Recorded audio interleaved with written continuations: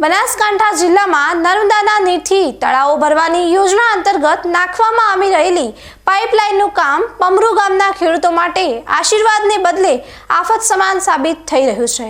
દ્રાડવની જેડા સુધી જતી આ લાઇનનું કામ છેલ્લા 1.5 મહિનાથી ખોદકામ કરીને અધૂરું મૂકી દેવાતા ખેડૂતો વાવણી કરી શકતા નથી અને ભારે નુકસાન વેઠી રહ્યા છે।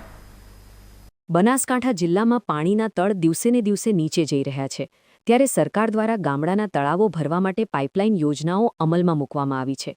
અત્યારે ધ્રાંડોથી ડીસાના જેરડા ગામના ગુલાબસાગર તળાવ સુધી પાઇપલાઇન નાખવાની કામગીરી પૂરજોશમાં ચાલી રહી છે, પરંતુ પમરૂ ગામ આવતા જ આ કામગીરીમાં મોટો અવરોધ જોવા મળી રહ્યો છે।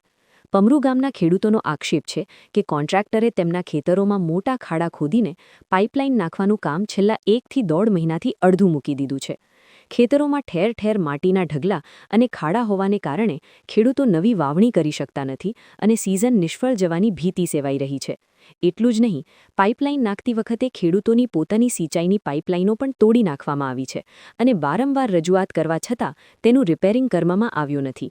ખેતરમાં ઊભેલા પાકને પણ જેસીબી અને મશીનરી દ્વારા મોટું નુકસાન પહોંચાડવામાં આવ્યું છે, પરંતુ હજુ સુધી કોઈ પણ પ્રકારનું વળતર ચૂકવવામાં આવ્યું નથી। સિંચાઈની લાઈનો તૂટી હોવાથી પશુપાલન માટે પાણીની તંગી સર્જાઈ છે અને ખેડૂતોને આર્થિક રીતે મોટો ફટકો પડી રહ્યો છે। ખેડૂતોની માંગ છે કે કોન્ટ્રાક્ટર તાત્કાલિક અધૂરું કામ પૂર્ણ કરે, ખેતરોને ખેડવાલાયક સમતલ કરી આપે અને થયેલા પાક નુકસાનનું યોગ્ય વળતર ચૂકવે।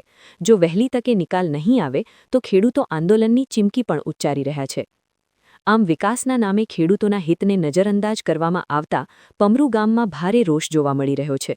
હવે જોવાનું એ રહેશે કે વહીવટી તંત્ર ઊંઘમાંથી જાગીને આ ખેડૂતોની સમસ્યાનું નિરાકરણ લાવે છે કે પછી ખેડૂતોને આમને આમ હેરાન થવું પડશે।